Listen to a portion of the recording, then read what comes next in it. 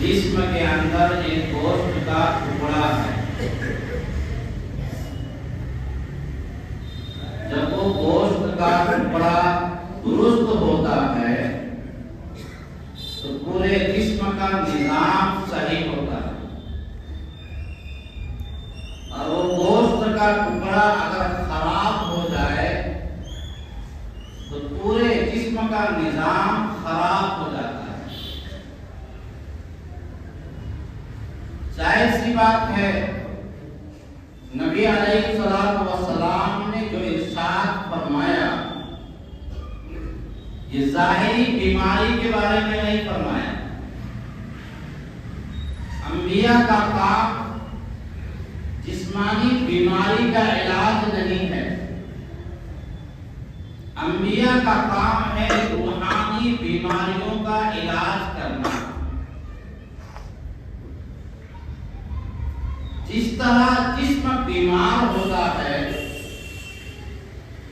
پیٹ میں تکلیف ہوتی ہے، آنکھ میں تکلیف ہوتی ہے، ظاہری طور پہ بخار آتا ہے، طرح طرح کے امراض پیدا ہو جاتے ہیں، اسی طریقے سے روحانی بیماریاں بھی پیدا ہوتی ہیں۔ ہم جسم کے ظاہری بیماریوں کو تو جانتے ہیں اور اس کے علاج کے لیے ہر ممکن کوشش بھی کرتے ہیں۔ اگر ہماری آنکھ میں تکلیف ہو جائے تو اچھا سا اچھا ڈاکٹر تلاش کرتے ہیں، کانوں میں تکلیف ہو جائے اس کا اسپیشلسٹ تلاش کرتے ہیں، پیٹ میں تکلیف ہو جائے اس کا جو ماہر ڈاکٹر ہے اسے تلاش کرتے ہیں۔ کیوں؟ ہمیں اس بیماری کی حقیقت کا پتہ ہے اور ہمیں یہ اندازہ ہے کہ اگر ہم نے یہ علاج نہیں کرایا تو ہمارے اندر بہت بڑی پریشانی آ جائے گی، ہماری بینائی چلی جائے گی، ہمارے کان کے سننے کی طاقت ختم ہو جائے گی، ہمارے کھانا ہضم کرنے کی طاقت ختم ہو جائے گی، جس کی بنیاد پر ہم اس ظاہری بیماری کا علاج کرواتے ہیں۔ لیکن جو روحانی بیماریاں ہیں جس سے جسم کے ظاہری بیماریوں سے زیادہ خطرناک بیماری بیماری ہے جس سے ہماری روح بیمار پڑ جاتی ہے. ہمارے اندر اللہ نے جو روح پاکیزہ صفت رکھی ہے اس کے اندر طرح طرح کی خرابیاں آ جاتی ہے.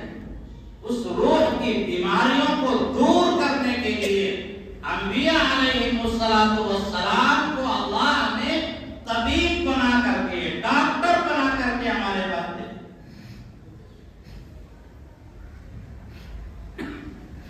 اور نبی علیہ السلام نے فرمایا ان فی الجسد لمضغہ, جسم کے اندر ایک گوشت کا ٹکڑا ہے. اذا صلحت صلح الجسد کلہ,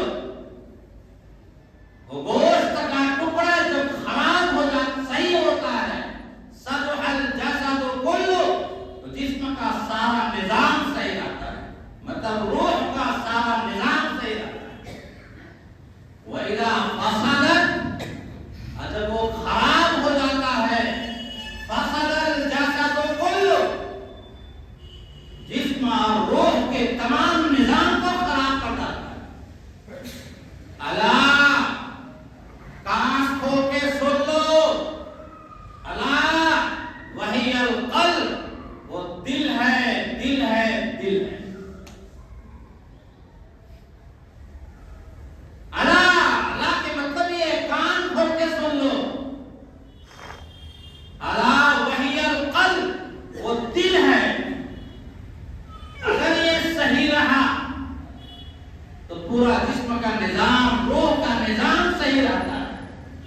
اگر اس کے اندر خرابی آ گئی تو ظاہری خرابی آئی تو پورا جسم کا نظام خراب ہو جاتا ہے, اور باطنی خرابی آئی تو روح کا پورا نظام خراب ہو جاتا ہے. نبی علیہ السلام نے یہاں جو بیان فرمایا ہے یہ روح کی بیماریوں کو بیان فرمایا ہے, ظاہری بیماری کو بیان نہیں فرمایا. حضور کے کہنے کا مقصد یہ ہے کہ دل بیمار ہوتا ہے. دل کیسے بیمار ہوتا ہے؟ اس دل کے اندر اللہ کے علاوہ کسی اور کی محبت آ جائے, دل بیمار ہو جاتا ہے. دل یہ اللہ کے رہنے کی جگہ ہے. اللہ کی ذکر اللہ تطمئن القلوب, قلب کے معنی دل. اللہ کے نام لینے ہی سے دلوں میں اطمینان آتا ہے, سکون آتا ہے. تو اگر اس دل کے اندر اللہ کے علاوہ کوئی اور آ گیا, کسی اور کی محبت آ گئی, یہ دل بیمار پڑ جاتا ہے. اس دل کو صاف ستھرا رکھنا ضروری ہے. قد افلح من زکاها وقد خاب من دساها, جس نے دل کو صاف ستھرا رکھا وہ کامیاب ہو گیا. وقد خاب من دساها, اور جس نے دل کو ناپاک کر دیا حسد سے, بغض سے, کینہ سے, نفرت سے, غصہ سے, لڑائی سے, جھگڑا سے, کسی کے مال حسد غصب کر کے, جس طرح بھی اگر گناہوں سے اگر یہ دل کو خراب کر دیا, کلا بل ران علی قلوبہم, یاد رکھو دل میں زنگ لگ جاتا ہے جس طرح سے لوہے میں زنگ لگ جاتا ہے. کلا بل ران علی قلوبہم, دلوں میں زنگ لگ گیا ہے. جس طرح سے لوہا کو پانی میں چھوڑ دیا جائے اس میں زنگ لگ جاتا ہے. نبی علیہ السلام نے فرمایا ان هذه القلوب یسطع کما یسطع الحدید, یہ دل میں زنگ لگ جاتا ہے جس طرح سے لوہے میں زنگ لگ جاتا ہے. تو دل بھی بیمار ہوتا ہے. اس دل کو صاف ستھرا رکھنا ضروری ہے. اسی لیے نبی علیہ السلام نے اور قرآن پاک نے 20 مقامات پہ فرمایا کہ اپنے دلوں کو صاف رکھو, اپنے دلوں میں کسی کے تئیں حسد نہ رکھو, بغض نہ رکھو, نفرت نہ رکھو. حسد کا مطلب کیا ہوتا ہے؟ آج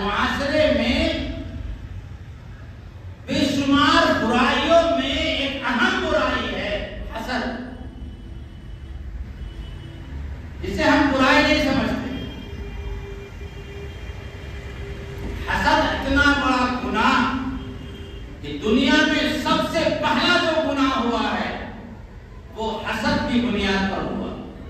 شیطان کو آدم علیہ السلام سے حسد ہوا اور کہنے لگا، جب اللہ تعالیٰ نے فرمایا کہ آدم کا سجدہ کرو تو کہنے لگا خلقتنی من نار وخلقتہ من طین، آگ نے مجھے آگ سے پیدا کیا ہے، آدم کو مٹی سے پیدا کیا ہے، میں بڑا ہوں. آگ کی صفت ہے اوپر جانا اور مٹی کی صفت ہے نیچے آنا. اوپر والا نیچے کے کیسے وہ سجدہ کرے گا؟ میں بڑا ہوں، میں آدم سے سجدہ نہیں کر سکتا. شیطان نے سب سے پہلے آدم علیہ السلام سے حسد کیا، جس کی بنیاد پر اللہ تعالیٰ نے اسے جنت سے راندے کر رکھا. اس کے بعد دنیا میں جو گناہ ہوا ہے قتل کا گناہ، وہ حسد کی بنیاد پر ہوا. آدم علیہ السلام کے دو بیٹے تھے، قابیل اور حابیل. قابیل کو حابیل سے حسد ہو گیا. ان دونوں نے اللہ کے پاس قربانی دی اور اس زمانے کا اصول یہ تھا کہ جس کی قربانی قبول ہوتی تھی آسمان سے اللہ تعالیٰ آگ کو بھیجتا تھا اور اس کی قربانی کو جلا ڈالتا تھا. تو سمجھ جاتے تھے کہ میری قربانی قبول ہو گئی. قابیل نے بھی قربانی دی، حابیل نے بھی قربانی دی، لیکن آسمان سے جو آگ آئی وہ حابیل کی قربانی کو جلائی، قابیل کو قربانی کو نہیں جلائی. قابیل کو حابیل سے حسد ہوا اور اس نے اپنے بھائی کو سب سے پہلے مارا. اور دنیا میں قتل کا جو گناہ ہوا ہے وہ سب سے پہلے حسد کی بنیاد پر.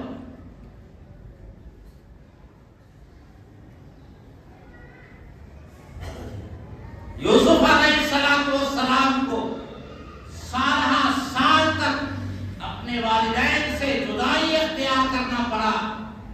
بھائیوں نے یوسف علیہ السلام سے حسد کیا، مارنے کی کوشش کی، لیکن اللہ نے بچایا تو کنویں میں ڈال دیا. پھر وہاں سے مصر کے بازار میں بک گئے. پھر وہاں جا کر کے زلیخا کے مکان میں جب واقعہ پیش آیا، سالہ سال جیل میں رہے. پھر اللہ تبارک و تعالیٰ نے اسے حکومت عطا فرمائی. لیکن یہ جو واقعہ پیش آیا، بھائیوں نے یوسف علیہ السلام سے حسد کیا. اس حسد کی بنیاد پر یہ سب واقعات. ام یحسدون الناس علی ما آتاہم اللہ من فضل، کیا تم لوگوں سے حسد کرتے ہو جو اللہ تعالیٰ نے ایک دوسرے کو فضیلت دی؟ لا تتمنوا ما فضل اللہ بعضکم علی بعض. اللہ تعالیٰ قرآن پاک میں فرماتا ہے کہ اللہ نے ہر انسان کے اندر کچھ خوبی رکھی ہے، کچھ کمی رکھی ہے. کسی کو علم کے اعتبار سے، کسی کو مال کے اعتبار سے، کسی کو دولت کے اعتبار سے، کسی کو جمال کے اعتبار سے، کسی کو کسی اور اعتبار سے اللہ تعالیٰ نے فضیلت عطا فرمائی ہے. تو لا تتمنوا، تم تمنا مت کرو کہ وہ چیز میرے اندر آ جائے اور اس کا ختم ہو جائے. حاسد اللہ کے فیصلے سے انکار کرتا ہے. حاسد کا مطلب یہ ہوا کہ اللہ تعالیٰ نے جو فیصلہ فرمایا، کسی کو اللہ نے مال عطا فرمائی، کسی کو اللہ نے جمال عطا فرمایا، کسی کو اللہ نے 10 منزلہ عمارت عطا فرمائی، کسی کو 10 مربع مکان عطا فرمایا. اب اگر کوئی چاہتا ہے کہ وہ مال اس سے ختم ہو جائے اور میرے پاس آ جائے، اس کا مطلب یہ ہوا اللہ کے فیصلے پر وہ راضی نہیں. اور جو اللہ کے فیصلے پر راضی نہ ہو اس کے دل میں ایمان نہیں ہو سکتا. آمنت باللہ و ملائکتہ و کتبہ و رسلہ والیوم الآخر والقدر خیرہ و شرہ من اللہ تعالی. اچھی اور بری جو بھی تقدیر ہے، میں نے اللہ کی تقدیر پر ایمان لایا. ایمان کے اجزاء میں داخل ہے تقدیر پر ایمان لانا. اگر ہم یہ سمجھتے ہیں کہ اس کو اللہ تعالیٰ نے جو دیا ہے وہ صفت ختم ہو جائے اور وہ صفت میرے اندر آ جائے، اس کا مطلب یہ ہوا کہ اللہ کے فیصلے پر ہم راضی ہیں. اسی لیے رسول اللہ صلی اللہ علیہ وسلم نے ارشاد فرمایا فرمایا ایاکم والحسد فإن الحسد یاکل الحسنات کما تاکل النار الحطب. حسد سے بچو. حسد نیکیوں کو کھا جاتا ہے. کما تاکل النار الحطب, جس طرح سے آگ لکڑیوں کو کھا جائے. انسان نماز بھی پڑھ رہا, روزہ بھی رکھ رہا, حج بھی کر رہا, زکات بھی دے رہا ہے, تمام نیک کام کر رہا ہے, لیکن اس کے دل میں حسد ہے, بغض ہے, کینہ ہے, نفرت ہے. ان تمام نیکیوں کو ایک چھوٹا سا عمل اس طرح کھا جائے گا جس طرح سے آگ کو آگ جو ہے وہ لکڑی کو کھجایا کرتی ہے. یہ نبی علیہ السلام نے ارشاد. حضرت انس رضی اللہ تعالی عنہ سے نبی علیہ السلام نے جملہ فرمایا پیار سے, یا بنیا, یا بنیا, اے میرے بیٹوا, اے میرے بیٹوا. 10 سال کی عمر تھی حضرت انس کی, تو وہ خدمت کر رہے تھے حضور کی.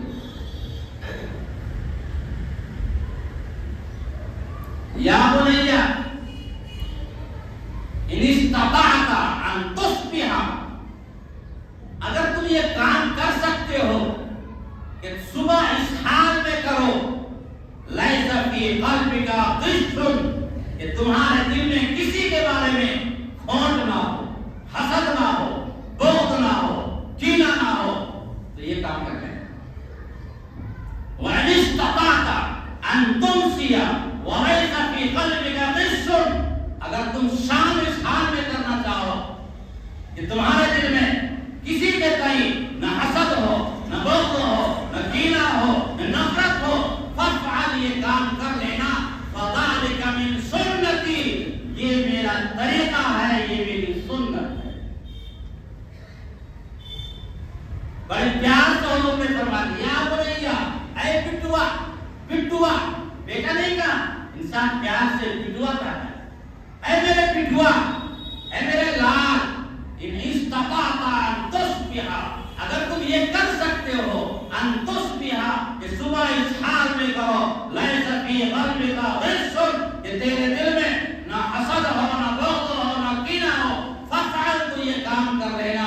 وَإِنِ اسْتَطَعْتَ أَن تُمْسِيَ وَلَيْسَ فِي قَلْبِكَ غِشٌّ, اگر تم یہ کام کر سکتے ہو کہ تیرے دل میں شام تک نہ حسد ہو, نہ بغض ہو, نہ کینہ ہو, فافعل ذَلِكَ مِن سُنَّتِي, یہ میرا طریقہ ہے, یہ میرا طریقہ ہے, یہ میری سنت ہے, یہ میری سنت ہے.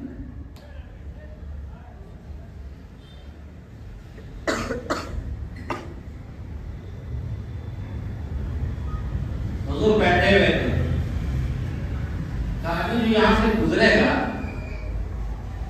وہ جنتی ہوگا. ایک صحابی گزرے وہاں سے, جن سے وضو کے پانی ٹپک رہا تھا, بائیں ہاتھ میں جوتا لیے ہوئے تھے, بال بکھرے ہوئے تھے, وہ جا رہے تھے. تو انہوں نے دیکھا. دوسرے دن نبی علیہ السلام نے فرمایا جہاں سے گزرے گا وہ جنتی ہوگا. پھر وہی صحابی گزرے. تیسرے دن رسول اللہ نے فرمایا جو یہاں سے گزرے گا وہ جنتی ہے. اتفاق سے پھر وہی صحابی گزرے جن کے بائیں ہاتھ میں جوتا, وضو کا پانی ٹپک رہا ہے, بال بکھرے ہوئے ہیں. بعض روایتوں میں آتا ہے کہ سعد بن وقاص رضی اللہ تعالی, تو عمر بن عاص رضی اللہ تعالی نوجوان صحابی ہیں, بڑی عبادت گزار, راتوں کو جاگنا, دن میں روزہ رکھنا ان کے معمولات میں داخل تھا. ان کے پیچھے ہو لیے اور کہا کہ میں آپ کا مہمان بننا چاہتا ہوں. بن گئی, عربوں کا رواج تھا. 3 دن رہے تو دیکھا کہ فرض نماز پڑھے, سنت پڑھے, سو گئے. لیکن جب بھی کروٹ لیتے ہیں تو اللہ اکبر سبحان اللہ یہ کہتے ہیں, پھر سو جاتے.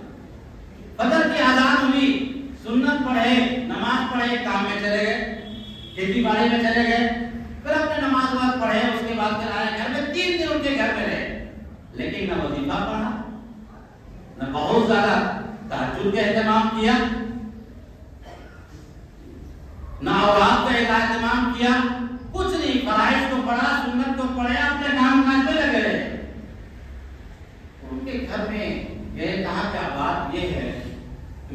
کے گھر میں اس لیے کھا رہا تھا کہ نبی علیہ السلام نے فرمایا تھا ایک جو یہاں سے گزرے گا وہ جنتی ہوگا.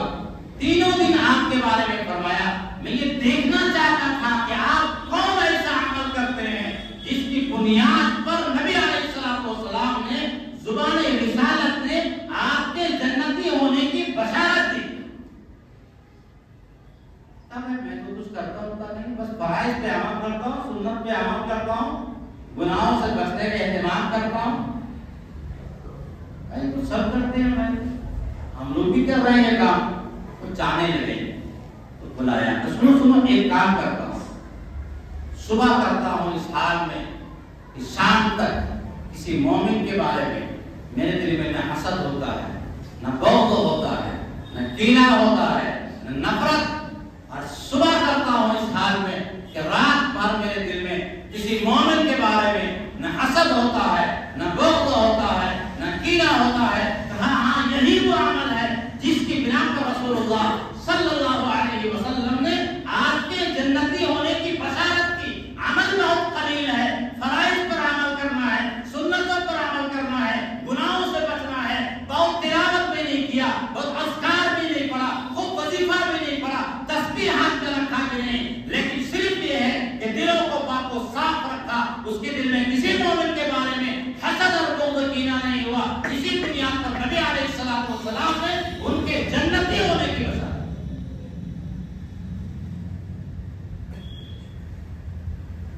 ہمارے معاشرے میں آج سب سے بڑا جو ناسور بنتا جا رہا ہے اور تمام جھگڑوں کی بنیاد بھی یہی ہے.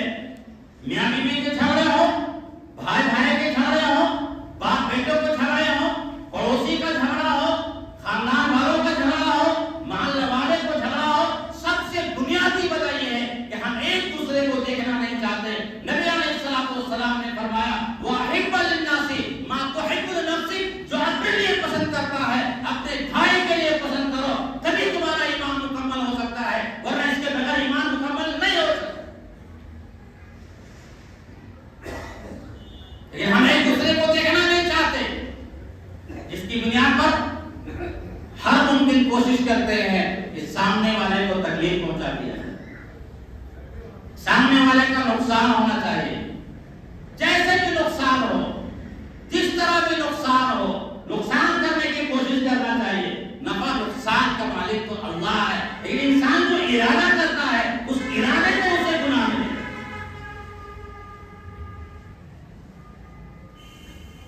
قرآن پاک میں اللہ تعالیٰ نے فرمایا یا ایھا الذین آمنوا لا یسخر قوم من قوم عسى ان یکونوا خیرا منهم ولا نساء من نساء عسى ان یکن خیرا منهن.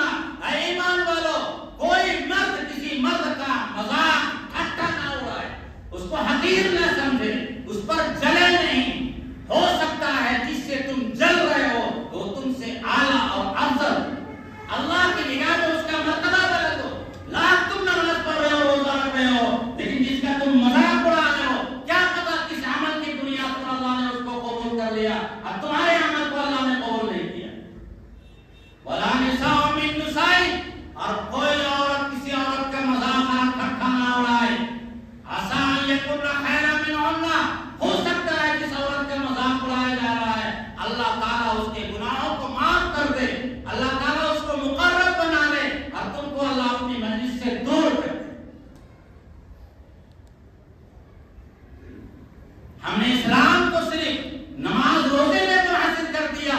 نماز روزہ فرائض کا فرض تو ہے ہی ہے, لیکن ان تمام کے ساتھ ساتھ جس طرح نماز کے لیے جسم کا پاک ہونا ضروری ہے, جگہ کا پاک ہونا ضروری ہے, قبلہ رخ ہونا ضروری ہے, کپڑوں کا پاک ہونا ضروری ہے, اسی طرح سے دلوں کا پاک ہونا ضروری ہے. اگر یہ دل ہمارا حسد اور بغض کینہ سے بھرا ہوا ہے, اللہ تعالیٰ ایسے دل کو قبول نہیں کرتا. جس طرح سے نماز پڑھنے کے لیے ہمارے کپڑے ناپاکی لگی ہوئی ہے, جسم ہمارا ناپاک ہے, ہم نے وضو نہیں بنایا, یا ہم نے غسل نہیں کیا ہے, یا کوئی پیشاب کا کھجا لیا ہے, لاکھ لمبی سورۃ بقرہ کی تلاوت کر ڈالیں گے, اللہ ہماری نمازوں کو قبول نہیں کرے گا. اسی طریقے سے اگر ہمارے دل میں حسد ہے, بغض ہے, کینہ ہے, نفرت ہے, اللہ کے علاوہ کسی اور کی محبت ہے, اللہ اس نماز کو ہمارے منہ پہ مار دیں گے,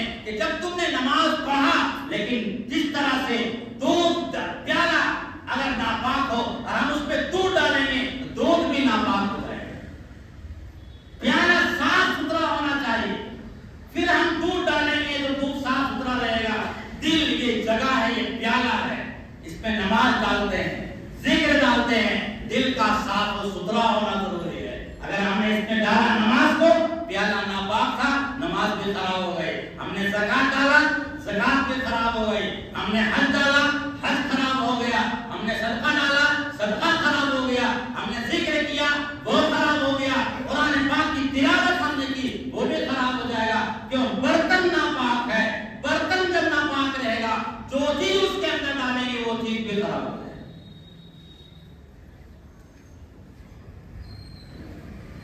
اسی لیے نبی علیہ السلام نے فرمایا لا تحاسدوا ولا تباغضوا ولا تدابروا ولا تناجشوا وكونوا عباد الله اخوانا۔ اے مسلمانوں، آپس میں حسد مت کرو، آپس میں بغض مت کرو، ایک دوسرے کے ٹول کے پیچھے مت پڑو۔ وكونوا عباد الله اخوانا، اے اللہ کے بندو بھائی بھائی بن جاؤ۔ زبان رسالت ہے جو میرا چلا رہے وَقُولُوا عِبَادَ اللَّهِ، اے اللہ کے بندو، اے اللہ کے بندو، وَقُولُوا اِخْوَانَا، بھائی بھائی بن جاؤ۔ الْمُؤْمِنُ أَخُو الْمُؤْمِنِ، مومن مومن کا بھائی ہوتا ہے۔ لا يُسْلِمُ، نہ اس کو تکلیف پہنچاتا ہے، نہ اس کو بے یار و مددگار چھوڑتا ہے۔ مومن کا تقاضا یہ ہے کہ اگر کوئی گڑھے میں گر گیا ہے اس کو نکال دیا جائے، نہ کہ اس کو دھکے میں ڈال دیا جائے۔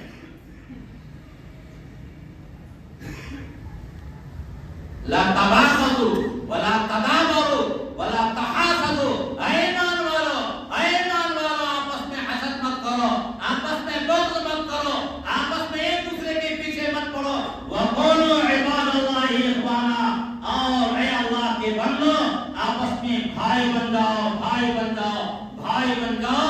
یہ نبی علیہ السلام نے فرمایا۔ اللہ تعالی ہم سب کے دلوں کو پاک و صاف فرمائے، ہر قسم کے رذائل سے، خبائث سے، بری عادت